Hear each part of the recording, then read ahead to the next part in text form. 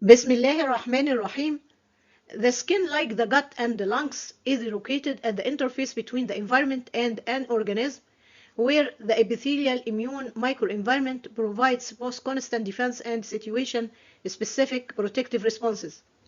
The dysregulation of this epithelial immune microenvironment can result in the generation of inflammatory loops in chronic inflammatory skin diseases. In this video, I'm going to talk about the inflammatory loops that result from this dysregulation in chronic dermatosis. Welcome again to Derma Immunology. I'm Naglaa Elmongy, Professor of Dermatology, Cairo University.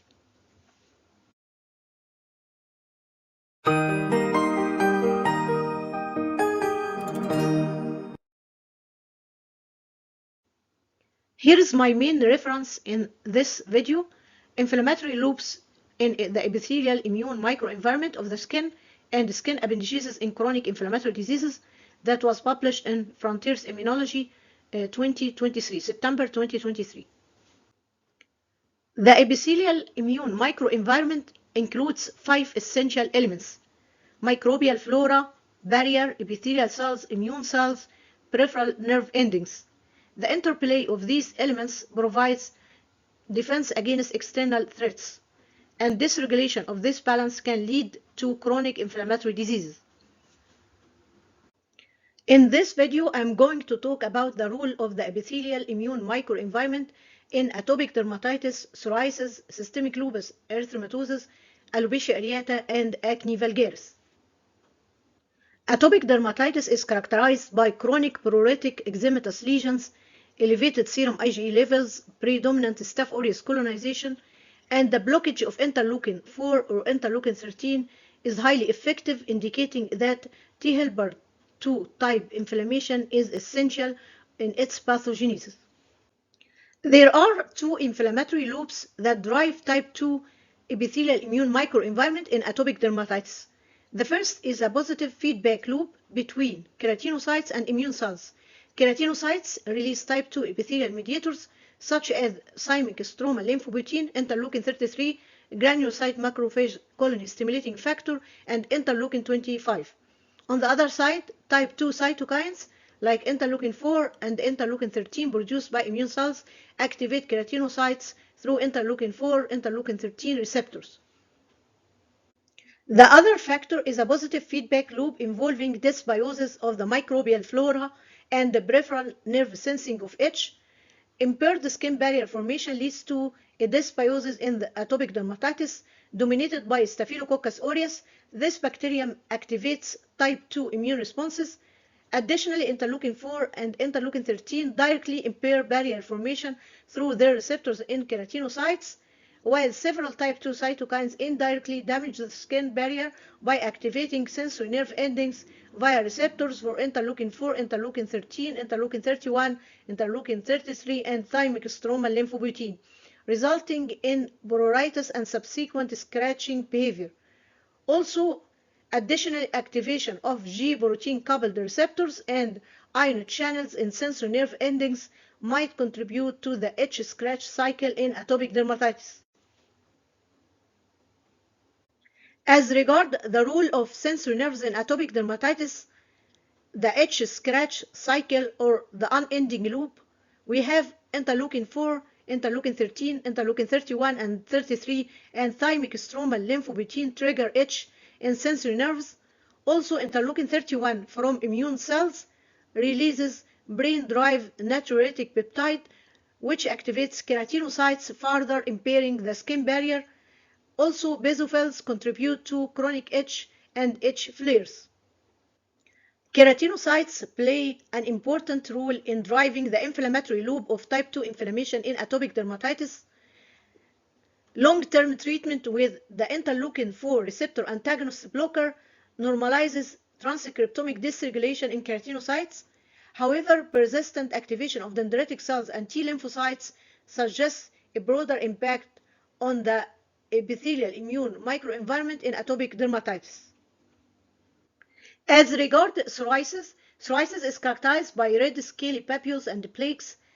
Psoriasis is similar to the body's defense against dermatophytes, where the skin removes dermatophytes together with the stratum corneum by accelerating its turnover and neutrophil attacks mediated by the T helper 17 response, which is called psoriasiform dermatitis, that is characterized by epithelial hyperplasia and neutrophil infiltration.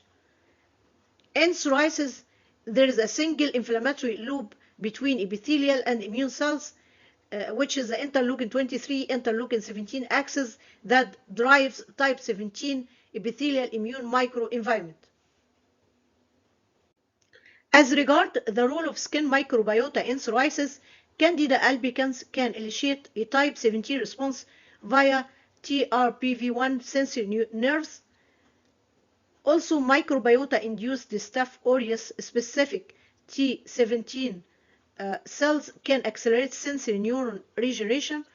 However, microbiota composition in lesional skin is similar to non-lesional skin, and the exact role of microbiota in the type 17 epithelial immune microenvironment in psoriasis remains unclear.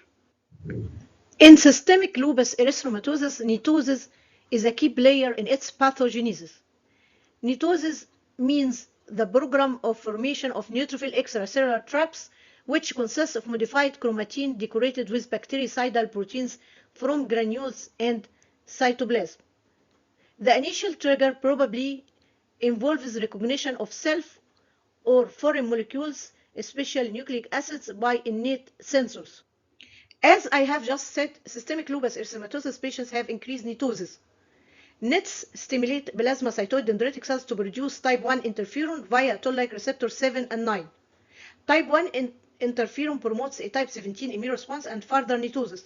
Thus, an inflammatory loop of type 1 interferon between keratinocytes and immune cells emerges in the epithelial immune microenvironment of the skin in patients with systemic LE. Increased susceptibility to keratinocyte cell death induces the release of danger-associated molecular patterns, neutrophil recruitment, and netosis, which trigger the activation of the toll-like receptor 7 and 9 pathways in plasmacytoid dendritic cells and their production of type 1 interferon. The type 1 interferon-rich signature of the skin primes CD16 positive dendritic cells and propagates a type 17 immune response involving keratinocytes activation and netosis. As regard the roles played by dysbiosis and the peripheral neuropathy in systemic lupus erythematosus, we have these findings. For dysbiosis, gut barrier defects and distinct skin microbiota are observed in systemic lupus erythematosus patients. Also, Staph aureus skin colonization may contribute to systemic LE, like inflammation via caspase mediated apoptosis and interleukin 23 interleukin 17 activation. For neuropathy, we have 7.6% of systemic lupus erythematosus patients experience peripheral nervous system events, and peripheral nerve functions may be affected early in systemic lupus erythematosus. Also, calcitonin-generated peptide from the peripheral nerves can affect dendritic cells interleukin 23 production. Now let's talk about alopecia areata. In alopecia areata, we have disruption of what's called immune privilege. Normally, the hair follicles are immune privileged, which means that a structure or a system that protects vital organs, including the central nervous system, testes, placenta, eyes, hair follicles, from the potential harm of immune recognition. Specifically, there is a suppression of major histocompatibility complex class 1 and natural killer G2D ligands in healthy hair follicles, which protected from natural killer cell attack and subsequent hair loss. In alopecia areata, abnormal expression of major histocompatibility complex molecules and natural killer G2D ligands disrupt this immune privilege. So, T cells and natural killer cells infiltrate hair follicles. In alopecia areata, we have an inflammatory loop of interferon gamma and interleukin 15. From one side, interferon gamma induces abnormal expression of major histocompatibility complex molecules and natural killer G2D ligands, disrupting immune privilege. From the other side, interleukin 15 activates interferon gamma producing cells and enhances T and natural killer cell survival and expansions. Serum levels of interferon gamma and interleukin 15 correlates with disease activity. The microbial flora of the lesional Scalp may be less involved in alopecia areata pathogenesis, even it shows more diversity than in healthy controls.